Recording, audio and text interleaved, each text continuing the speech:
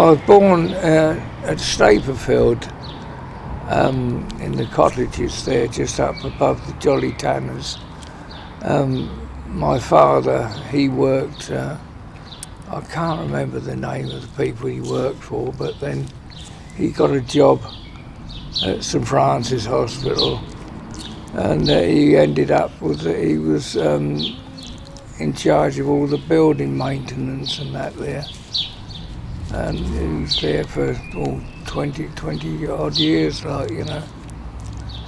So if you cast your mind back to when you were a small child in Staplefield, what are the things that occurred to you that were the way people lived that were different then from today? What would you think were the main differences? Well, I was only about 2 when we left Staplefield.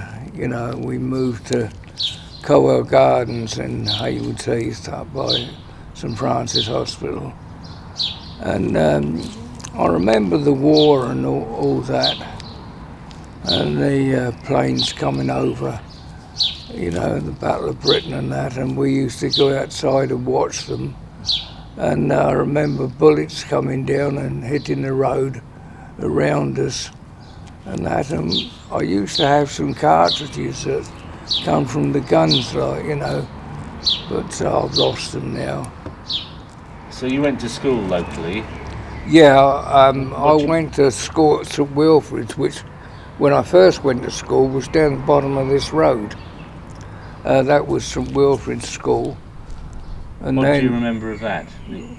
Well, not a lot. It was a very old building, and I know we used to throw our pens up and they used to stick in the wooden ceiling, like, you know, which was, well, it was like an old church, really, the old school where there was. It's not there anymore then? No, it's, well, part of it is, if you, right at the very end of the road here, I don't know, did you come up that way? No, we came from the other way. Oh, right, well, right at the end of the road there, and the first bit by the traffic lights, that was the girls' playground, and the boys' playground was out the back. And then from there, when we left that, well, that was sort of the infant school, like, you know, and then we went down to the senior school down, what was it? Scracebridge, I think it's Scracebridge College now, and we were down there, like. What do you remember about the teachers from those days? Well, there was one teacher, Mr. Johnson. He was a right nasty sod, and I went into the cloakroom to hang the coat up because it was, you know, well, it was quite warm outside, and I went in there and I was hanging my coat up, and he come up behind me and hit me round the head. And I turned round and punched him twice in the gut, and he went over on his back, and I said, "Now you can bugger off." Wow. And I stepped over top of him, and I never heard a thing about it. And how old were you then? Oh, I was about 13 then. And so he hit you for no reason? Yeah, because I'd come in and hung my coat up, and he was a nasty sod, he was. And I told one of the teachers, Mr.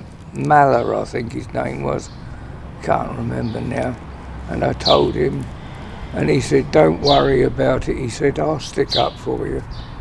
And I never heard any more about it. That must have given him a shock. Yeah, yes, he never tried it again, and it wasn't about a year after that he retired, like, you know. But he was a nasty one, he was. Other than that, did you learn much at school? What was the experience of school like? Well, I quite enjoyed it. I wasn't all that bright at school, but you know, I used to like woodwork and metalwork and all that sort of thing, and I won 1 or 2 prizes for what I'd done.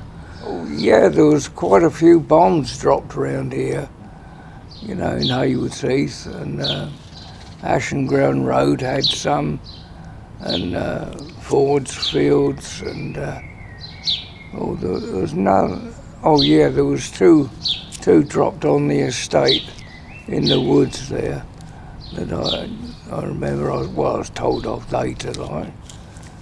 But anyone killed? No, not that I know of. That's No, fortunate. and then the doodle bugs coming over, you know, during the war, or the latter part of the war, there was one dropped in Franklin's Village. And I don't remember where any of the others went, but Was anyone killed there? no, it dropped in some waste ground there, you know, and that. And it was lucky. I don't remember anybody being killed, but quite a lot of the people that worked at St Francis. Well, it was a Brighton mental hospital then. Of course, they were called up. During the war, down at Holmbush Farm, there was a bridle road went right the way through it, and the end of it was near the 8 Arches, the railway bridge, and right up alongside of this bridle road was an ammunition dump, and there was I think somebody said about 15,000 shells and that stored there, and of course they used to try and bomb it, but they always used to get their area wrong, and of course they used to try and bomb the 8 Arches as well, and they were miles out, you know, they never did get near it. The army had some of the South Downs, you know, they had it as a firing range at one place. Because I know we cleaned a pond out at Holmbush, and I used to drive a drot then, and they tipped it all in the field there, and I was spreading it, and I come across these shells, and when they cleared up the ammunition dump along the bridle road, all the shells that they found afterwards, they chucked in this pond. Well, I found about, must have been about 3 or 4 dozen shells, and I carried them all up to the headland and stacked them up in groups of 10, I think it was, 10 or 12. And then I rang the police, and they sent the army disposal squad down to pick them up. And of course then they said, well, they're in too bad of a condition for us to pick them up. We'll blow them up where they are. And there must have been about 20 or 30 piles of these shells. And they put the charges under them and blew them all up. And they never made a crater on the ground at all. All the explosives went up, like, you know, and just blew them all up, like, you know. That must have been loud.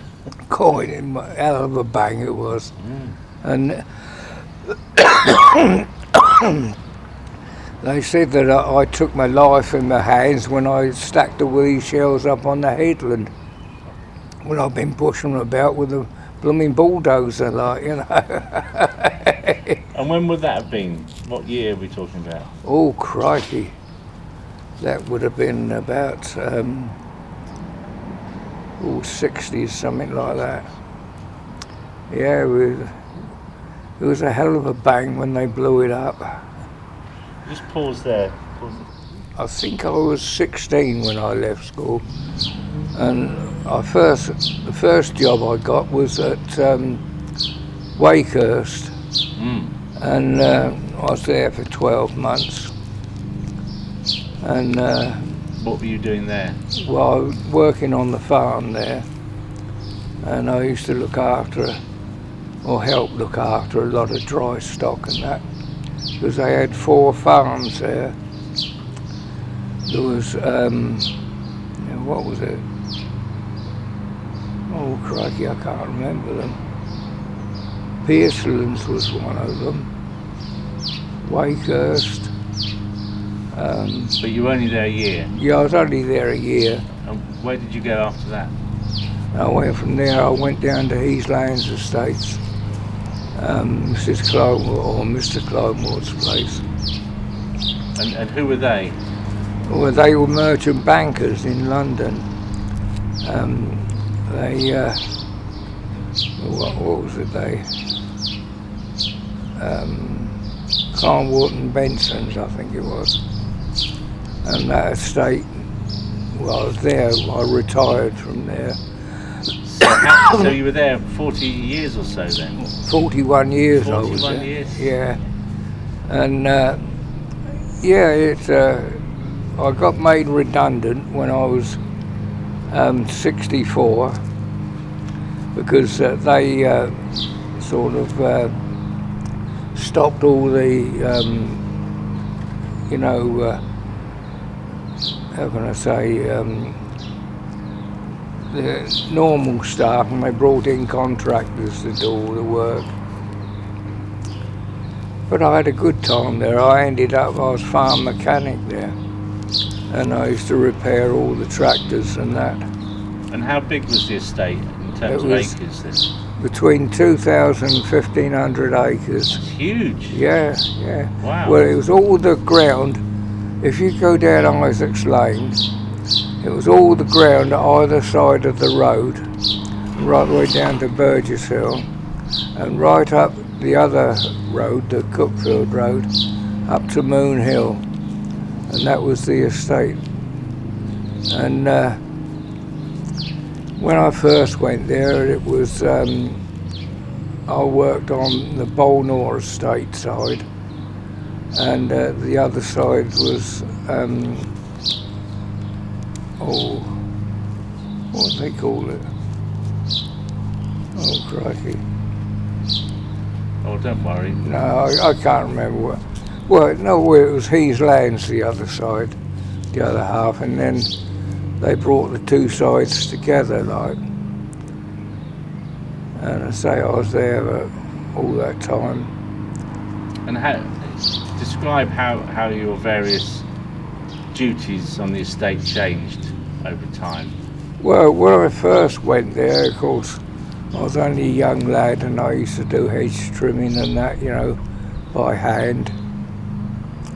And I'd done tractor driving and that, and passed my driving test there for a tractor there. And I used to do all the crop spraying and all that sort of thing. And I used to drive the combine. First off, we had a Massey Ferguson combine, and then the last one we got was a John Deere. And I think that cost about 56,000 quid,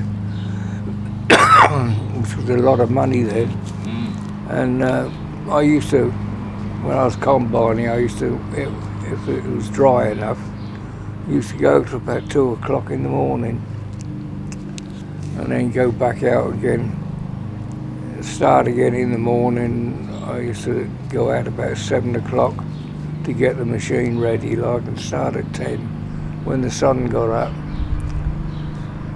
And we used to have somebody, the agent, Mr. Ewing, he used to drive between 1 and 2 for dinner time, and keep the machine going all the time, I mean, were there horses used when you started? Could we just have silence for about 20 seconds? Because we've got a mower going in the background. That could be going a while, couldn't it?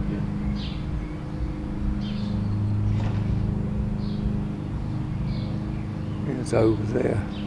That's it. Off you go. Right. So, yeah, were there horses used when you started?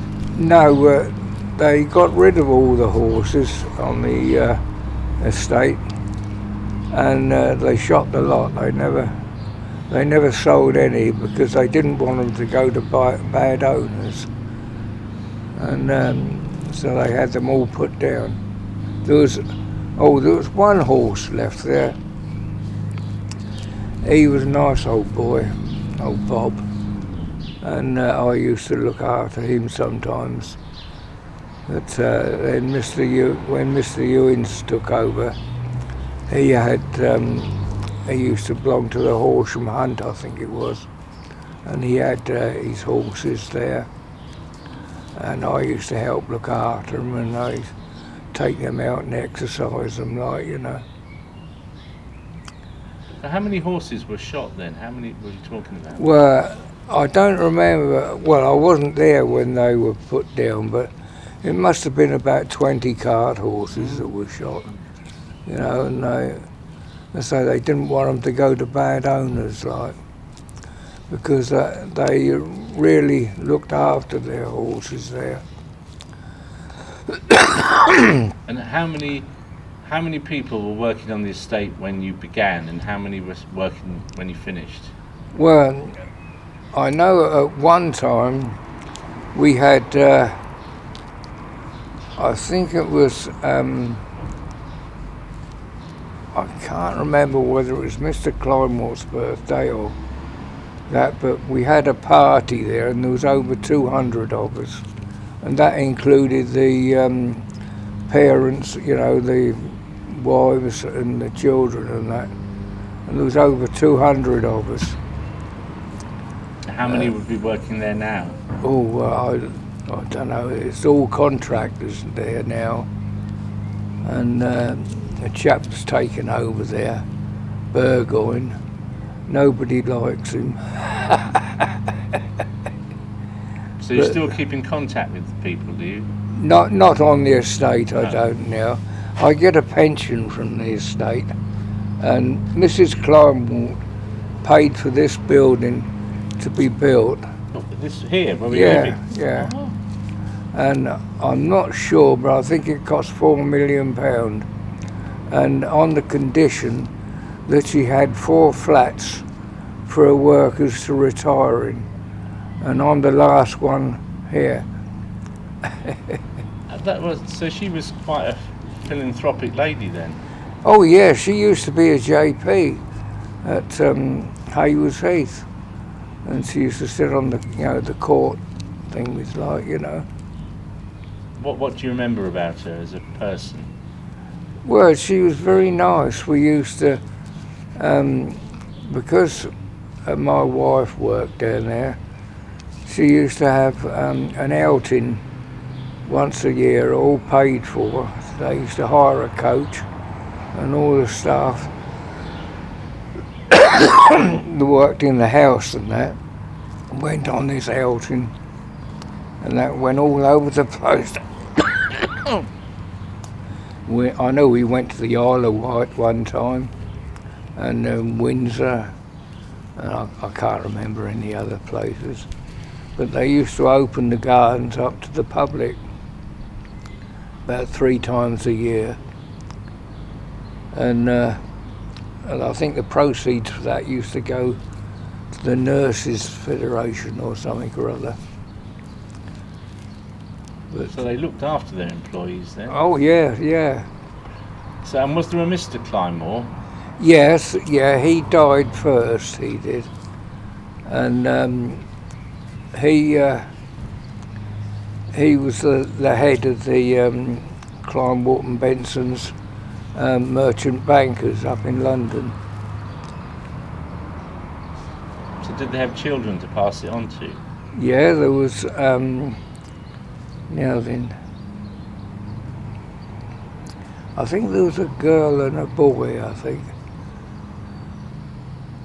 But I know there was Kenneth, and I can't remember the girl's And is the name. estate still owned by the family today? Yes, as far as I know, it's taken over by the grandchildren, but they're selling off the lower half of it to Burgess Hill Council, and yeah, it's all going for housing, like, you know. Housing everywhere, isn't it, at the moment? Yeah.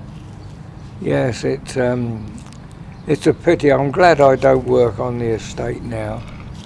You know, it wouldn't be the same, because I used to have, you see, there's all the gardeners at Heathlands, and there was all the wood staff, used to look after the woods, and then there was the farming side, which was, I think there was 12 tractor drivers there at one time, and we used to have our own ploughing match once a year, where we all used to plough against one another, and that.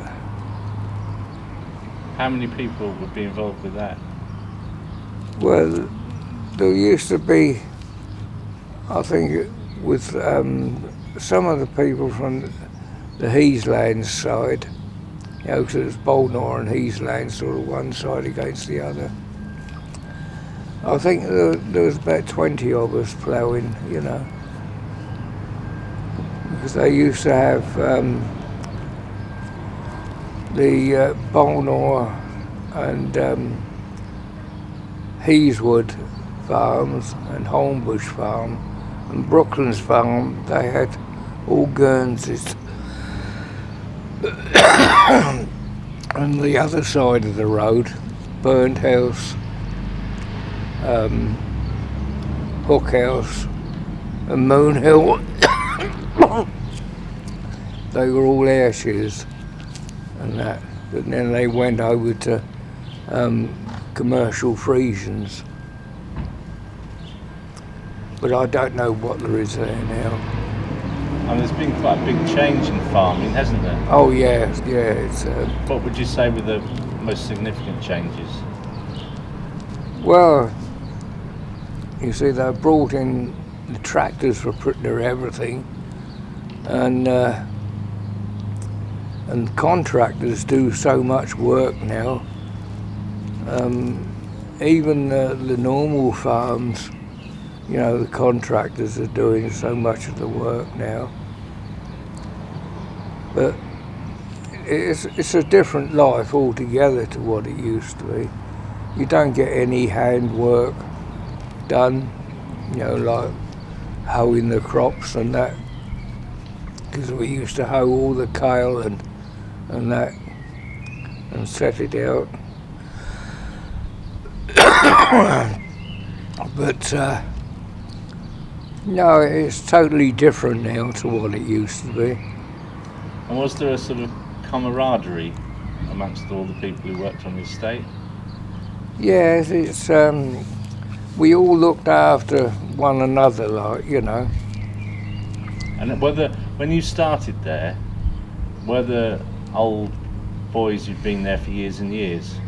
Yeah, there was one or two of them there, you know, that they used to take us in hand, like, you know, and show us how to do things, like, you know. Any of them you remember particularly? Well, there was one chap there, I won't give his name, but I threatened to stick a pitchfork in him, because he never liked me from the day I went there, like. And I threatened to stick this pitchfork in him, and he jumped off the wagon and ran home and would never come back to work again. He was a nasty bugger, he was. But majority of the other people, you know, were very good. Did they have harvest homes then? You know, after the harvest, was there a celebration? No, I don't remember Nothing like there being one. No. There used to be, Christmas time, there always used to be a party for the children, a Christmas party. But we never used to have a harvest party at all. And would the Claymores be present at that party? The what? The family who ran the estate? Yes, that they used to hold the children's party in Heathlands, and they used to have this big Christmas tree in Heathlands, and they used to have candles on it, and they used to light them. It was a bit dangerous, but Yeah. you know, they had all that there.